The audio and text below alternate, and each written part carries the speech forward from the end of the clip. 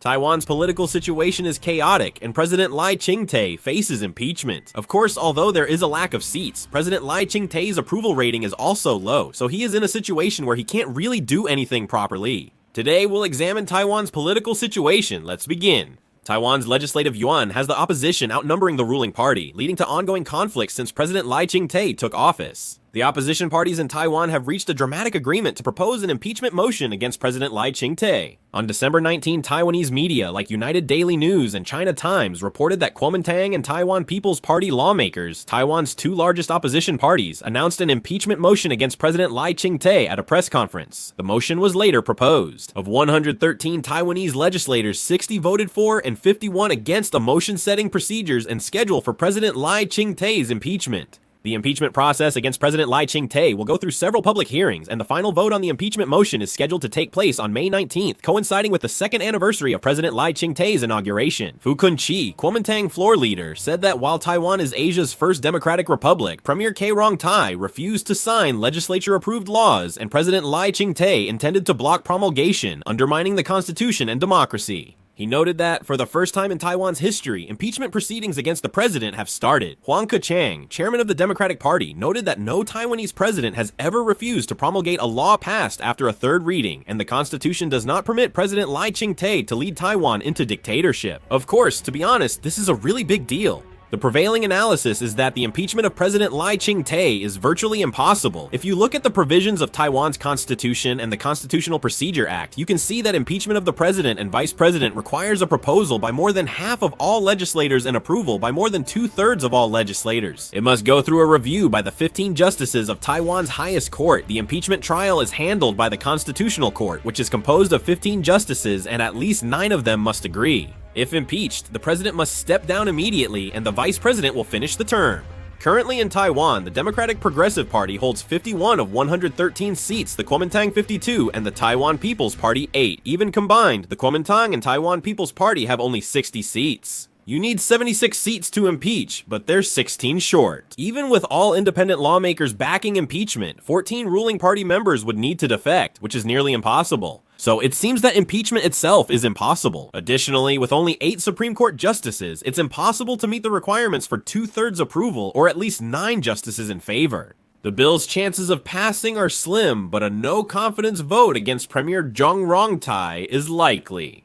Taiwanese media say President Ching-te's impeachment is political theater, and Premier Rong-tai's no-confidence vote will likely pass. If Premier Rong-tai is impeached or receives a vote of no confidence, the president must dissolve the legislature within 10 days and hold an unprecedented early general election. President Ching-te and the Democratic Progressive Party have low approval ratings, making it likely the opposition will control the legislature. There is also a possibility that they could lose the seats they currently hold. President Ching-te is facing quite a political crisis, and in the midst of this, China is continuously putting pressure on President Ching-te from the sidelines. China claims President Ching-te's administration opposes the people's will and lacks public support. On December 24, Peng Qingyuan, spokesperson for the Taiwan Affairs Office of the State Council, criticized President Ching-te's administration for neglecting people's welfare and creating conflict for political gain, leading to strong backlash from Taiwan's people. What are the related circumstances? They argued that Ching-te is sticking to a separatist stance for Taiwan independence, undermining democracy and infringing on freedom, saying this goes against the will of the people and is an act that has completely lost public support. This shows China putting all-around pressure on Taiwan. As things escalated, the United States took direct action. The American Institute and Taiwan Taipei office director, effectively the United States ambassador to Taiwan, spoke publicly. He openly urged unity, telling both the ruling and opposition parties in Taiwan that now is not a time for confrontation and conflict, but a time to come together as one.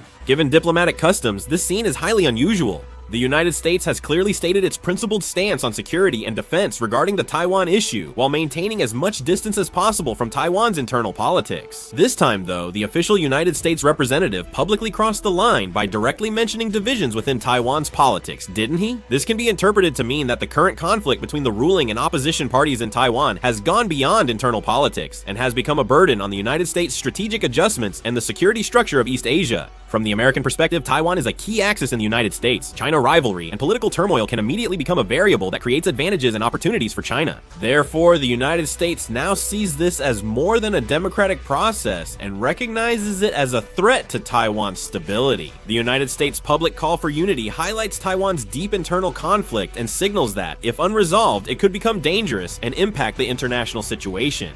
Why is Taiwan's current situation so chaotic? There are two main reasons. It's due to the large-scale recall of legislators and the growing conflict over the fiscal balance law, right? The fiscal balance law sets rules for government revenue and spending, focusing on how financial resources are distributed between central and local governments. This bill passed, but as I said earlier, Geo Rongta, head of the executive yuan, refused to sign it. President Ching-te refused to promulgate the opposition's fiscal bill, saying it would cause fiscal imbalance and politicize key policies despite its passage by the legislature. So this eventually led to the proposal to impeach President Ching-te. In addition, there was a large-scale recall of residents in the summer of 2025 considering the situation of the minority government. Political conflict peaked as the Kuomintang expanded parliamentary power and checked the Ching-te administration. There were also physical clashes and mass protests. President Ching-te and the Democratic Progressive Party tried to recall Kuomintang legislators using a law in Taiwan that lets residents remove legislators. Proposing an expulsion required signatures from 1% of district voters and 10% for a vote. This process occurred simultaneously across Taiwan.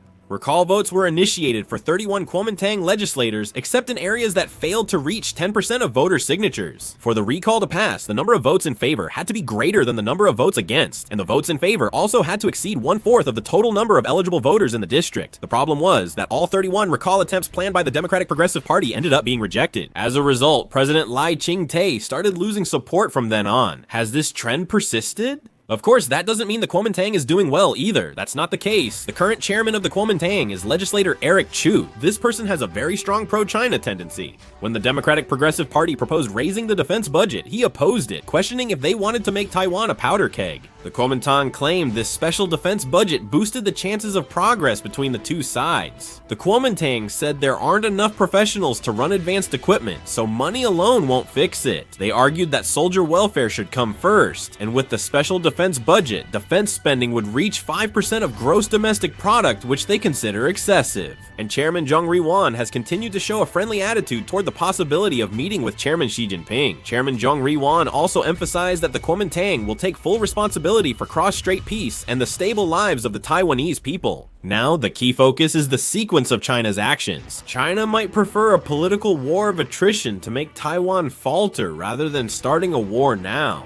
That's because the more the internal conflict between the ruling and opposition parties in Taiwan intensifies, and the longer the controversies over the president's impeachment and clashes in the legislature drag on, the more China can achieve sufficient pressure without having to move its military. When Taiwanese society is divided, the government's ability to push policies weakens. Diplomatic messages lose consistency, and even in moments that require decisive action during a crisis, political calculations take precedence. This is exactly what China is aiming for. If this situation continues, it's highly likely that China will gradually increase the level of pressure. First, from a military perspective, it's highly likely that China will regularly conduct naval and air force drills around Taiwan while avoiding a full-scale conflict. Their strategy is to repeatedly violate the air defense identification zone and conduct drills near society, wearing down the Taiwanese military and society, even without large-scale landings or missile launches. By calling these actions drills instead of war, they avoid sanctions while causing ongoing anxiety and pressure for Taiwanese people. Economic pressure will likely be used too. China has pressured Taiwan by restricting some agricultural and marine imports and tightening tourism rules. If political turmoil continues, China may use these tactics more effectively.